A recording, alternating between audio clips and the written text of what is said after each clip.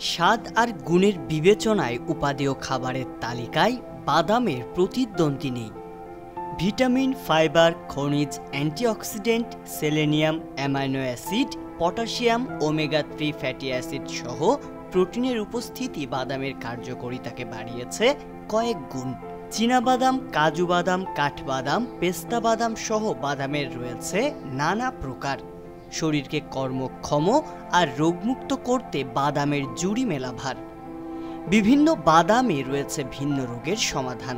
তবে শুধুমাত্র রোগ প্রতিরোধের ক্ষমতাই নয়, নিয়মিত পরিমিত বাদাম খাওয়ায় মিলবে নানা রকম উপকারিতা। আর উপকারিতার সাথে বাদাম খাওয়ার কিছু অপকারী দিকও রয়েছে। চলুন জেনে নেই বাদামের উপকারিতা আর কিছু অপকারিতা। বাদাম খেলে শরীরের ওজন নিয়ন্ত্রিত থাকে। বাদামে থাকা কার্বোহাইড্রেট, ফ্যাট আর প্রোটিন ওজন নিয়ন্ত্রণে প্রতিনিয়তই কার্যকরী ভূমিকা রাখে। বাদামে থাকা অতিরিক্ত ফ্যাটের কারণে অনেকেই বাদাম খেতে অনীহা দেখায়। তবে গবেষণায় দেখা গেছে বাদামে থাকা সম্পূর্ণ ফ্যাট আমাদের শরীর গ্রহণ করতে পারে না। খুব অল্প পরিমাণ বাদাম খেলেও মনে হয় পেট ভরে গেছে।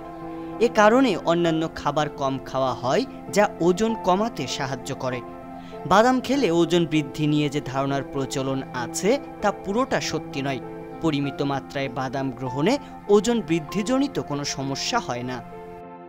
বাদামে উচ্চমাত্রার পটাশিয়াম থাকে এবং সোডিয়ামের পরিমাণ থাকে কম, যা রক্তচাপ নিয়ন্ত্রণে রাখে। রক্তে সোডিয়ামের পরিমাণ বেড়ে গেলে রক্তচাপ বৃদ্ধি পায়। সেদিক বিবেচনায় বাদাম গ্রহণে উচ্চ রক্তচাপজনিত সমস্যা থেকে মুক্তি পেতে পারেন। গবেষণায় দেখা গেছে বাদাম যদি নিয়মিত খাওয়া যায় তাহলে রক্তে শর্করার মাত্রা নিয়ন্ত্রণ থাকে, ফলে ডায়াবেটিসের ঝুঁকি প্রায় 30% কমিয়ে আনতে পারে বাদাম। বাদামে রয়েছে ফলিক আর ফাইটিক অ্যাসিড। এই দুই উপাদান ক্যান্সারের মতো মারণ ব্যাধির ঝুঁকি কমায়।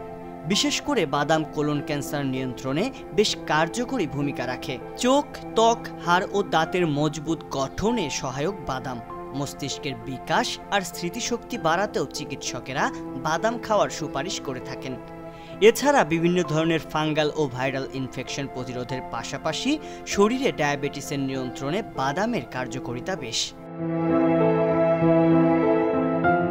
তবে শুরুতেই বলেছি, বাদাম গ্রহণ করলে তা পরিমিত পরিমাণ হতে হবে। ন্যাশনাল লাইব্রেরি অফ মেডিসিনের তথ্য অনুযায়ী একজন ব্যক্তি দিনে 30 গ্রাম পর্যন্ত বাদাম খেতে পারেন। অতিরিক্ত বাদাম খেলে তা শরীরের জন্য ক্ষতিকর প্রভাব ডেকে আনতে পারে।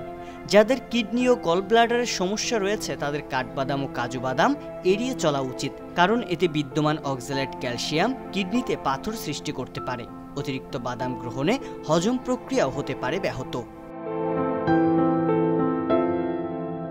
সংবাদ, ফিচার ও অনুষ্ঠানের জন্য ভিজিট করুন সংবাদ প্রকাশের ওয়েবসাইট এবং যুক্ত থাকুন ফেসবুক পেজ ও ইউটিউব চ্যানেলের সঙ্গে।